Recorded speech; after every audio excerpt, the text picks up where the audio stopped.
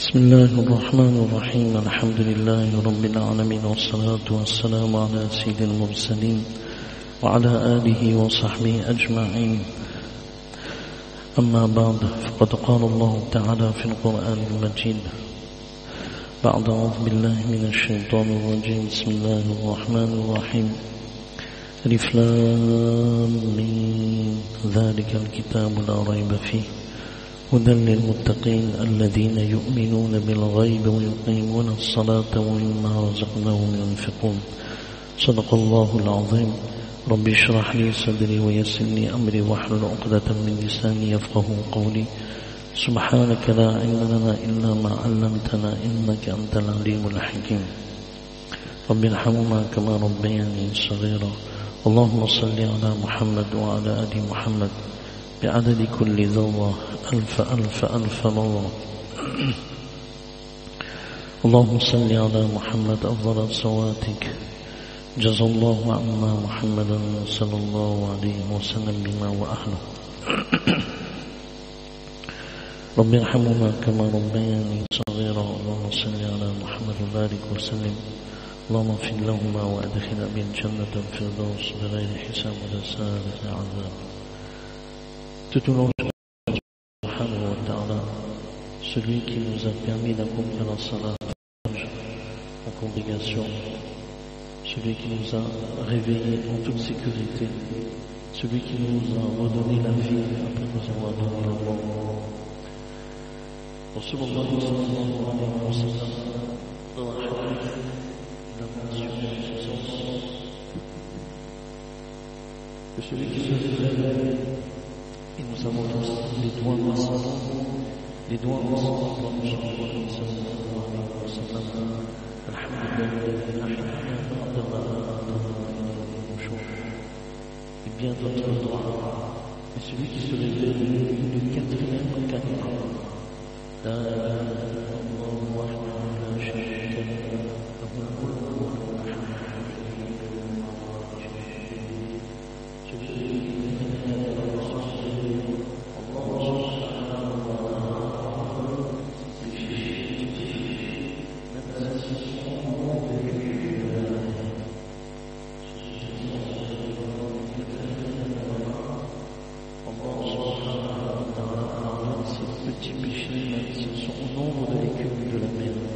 ilaha illallah wahdahu la sharika lahu lahul mulku wa lahul hamdu.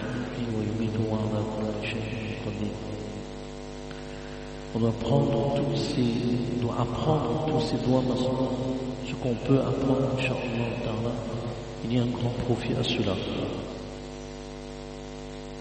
Concernant le sujet que nous avions abordé en commentaire du verset de la Surah Al-Baqarah, الذين يؤمنون بالغيب ويقيمون الصلاة ويقيمون الصلاة. Nous avions expliqué le mot iqamat as-salat, c'est-à-dire ce n'est pas seulement la salat, mais les salat, tout le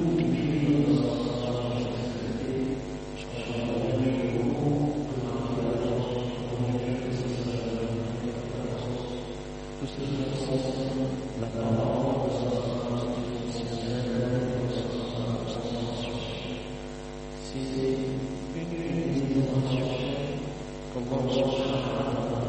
c'est la seule adoration appelée le Jésus sallallahu alayhi wa sallam lors de l'ascension du Mi'raj, ce fameux voyage nocturne dans lequel Allah subhanahu wa ta'ala a accordé la salat. Ce qu'elle veut dire, c'est la salat.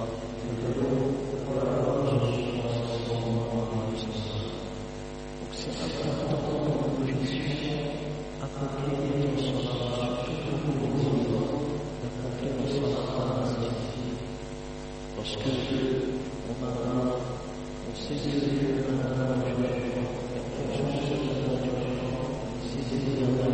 la salat, on puisse l'amener à la et surtout pas sortir de la voie de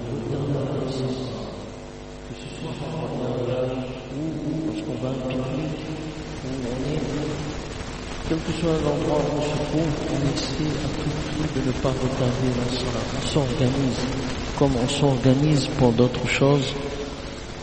On s'organise aussi pour que la salat soit accomplie à son heure. C'est très important. La première chose dont on aura à répondre dans la tombe, lorsqu'une personne décède, et les 3 questions qui lui seront présentées, en même temps, la salat il sera questionné sur la salat. Hazrat Abdullah ibn Abbas radiyallahu anhu commente le verset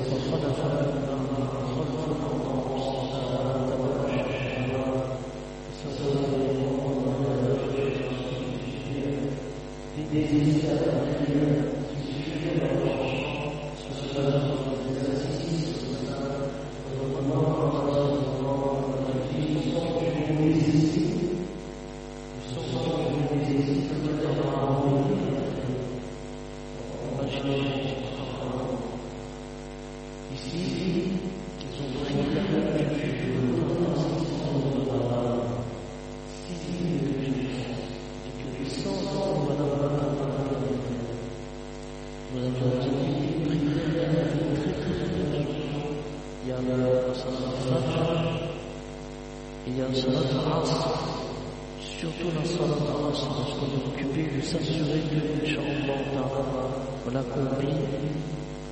Si on a tout fait, on ne peut pas accomplir la masjid, mais au moins on ne peut pas retarder son heure, de l'accomplir le plus tôt possible, c'est-à-dire avant le coucher du soleil, et de l'accomplir. On essaie aussi de l'accomplir, de ne pas l'accomplir dans l'heure makrouh, dans l'heure qui n'est pas recommandée. Et ça, c'est à peu près 15 minutes avant le coucher du soleil. Faut pas prendre cette habitude-là, parce que là, on va accomplir vite pour ne pas tomber dans le qadha. Donc ça, c'est très important. Rasulullah sallallahu alayhi wa sallam, Allah subhanahu wa ta'ala, il dit: malheur à ceux qui, pratiquant la prière, négligent par distraction l'heure de l'office. Mais il s'agit ici de ceux qui sont inattentifs à son égard et négligent la salat. Sa'ad ibn Abi Waqqas radiyallahu anhu, il dit qu'il a raconté qu'il avait questionné Rasulullah sallallahu alayhi wa sallam ceux qui sont distraits dans leur salat. Fawailul lil musallin, dans suratu Al-Ma'un, fawailul lil musallin alladhina hum an salatihim sahun. Ceux qui sont distraits dans leur prière, Rasulullah sallallahu alayhi wa sallam, il dit, ce sont ceux qui la retardent au-delà de son temps légal.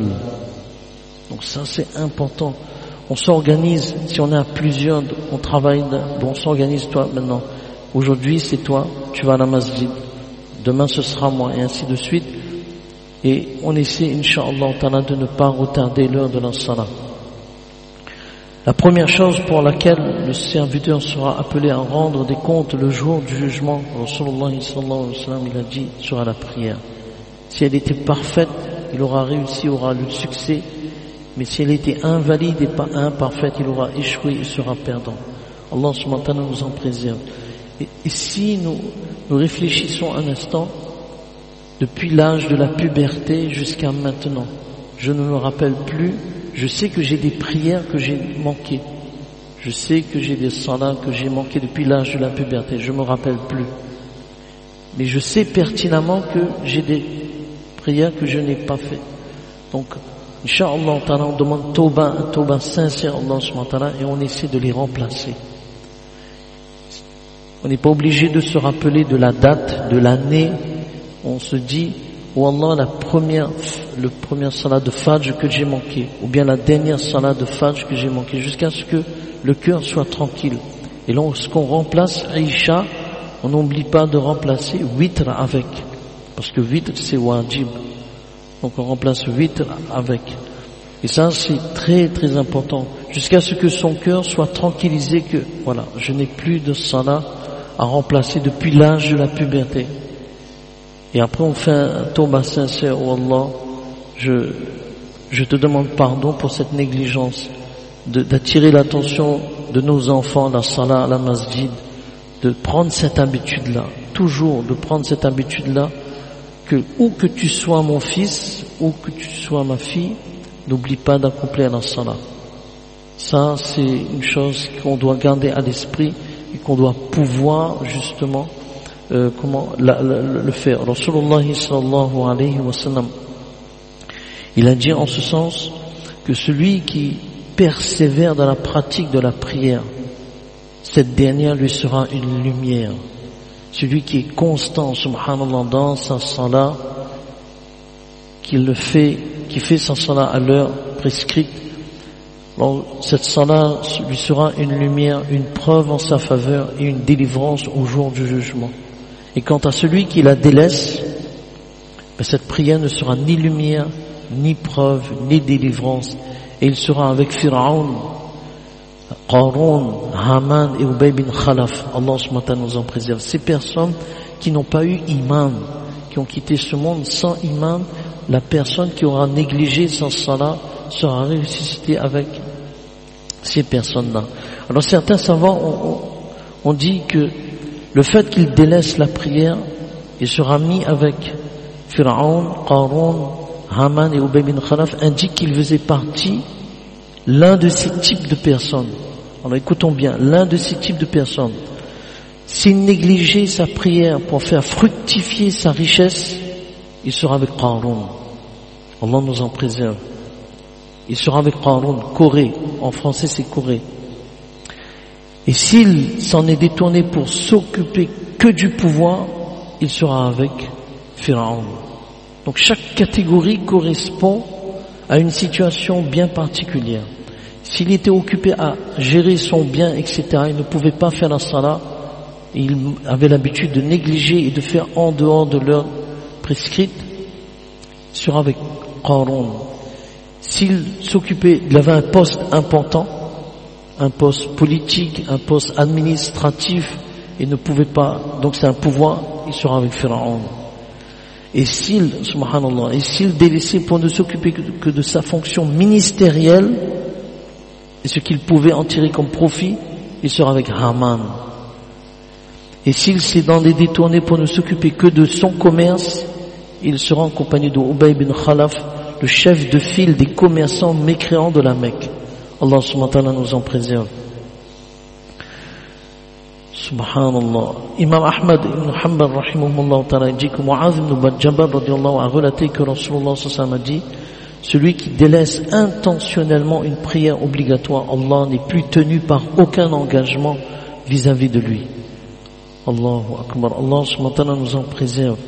Rasulullah sallallahu alayhi wa sallam a dit: la prière à son heure, celui qui la délaisse n'a pas de religion. Les mots sont durs. Pourtant, Rasulullah sallallahu alayhi wa sallam, c'est rahmatan lil alamin. Celui qui délaisse sa prière, il n'a pas de religion, car la prière est l'épine dorsale de la religion. Allah subhanahu wa ta'ala, vraiment, il nous en préserve.